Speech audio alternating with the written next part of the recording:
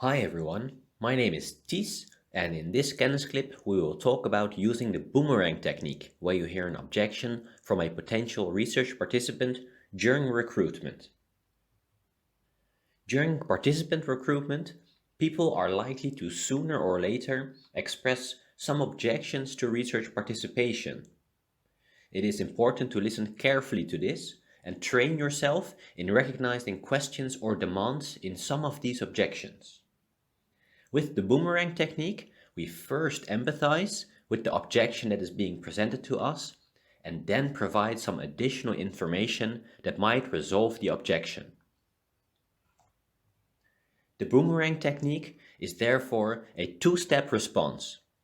First, we move towards a person socially and emotionally, and then we bring them back in with the right kind of information. First we empathize, then we inform. This may sound obvious to some of you, and most of the time we tend to do this naturally during our conversations.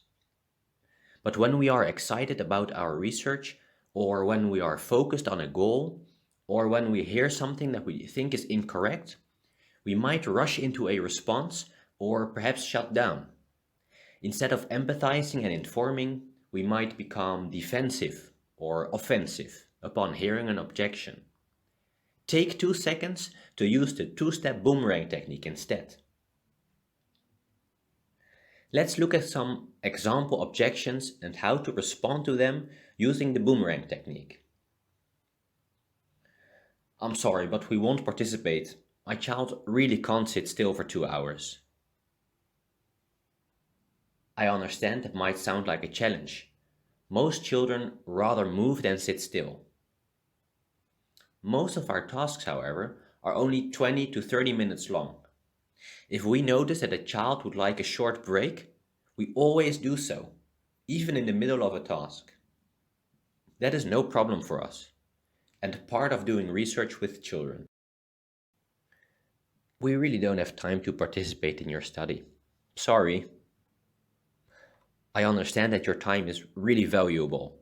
That is why we try to make it a fun and interesting experience for you at our lab, like a field trip. We always take ample time for people's visit, but in reality, we usually finish ahead of schedule.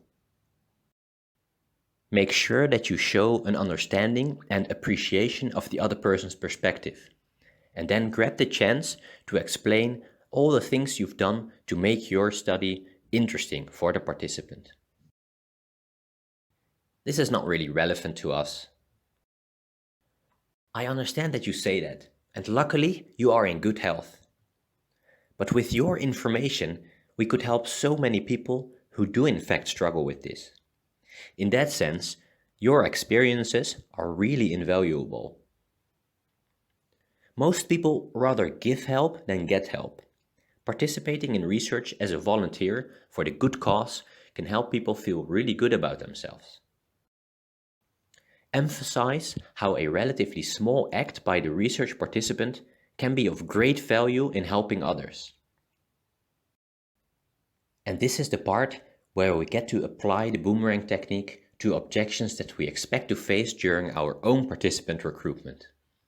Make sure to practice out loud as well after having done the written exercises. The boomerang technique is supposed to positively influence someone's mindset, from a negative no can do to a positive perhaps it's possible kind of thinking.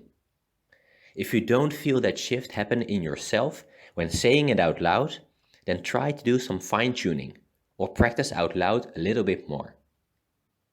Hope you enjoyed this Kennisclip and feel free to contact us anytime with any question. Succes!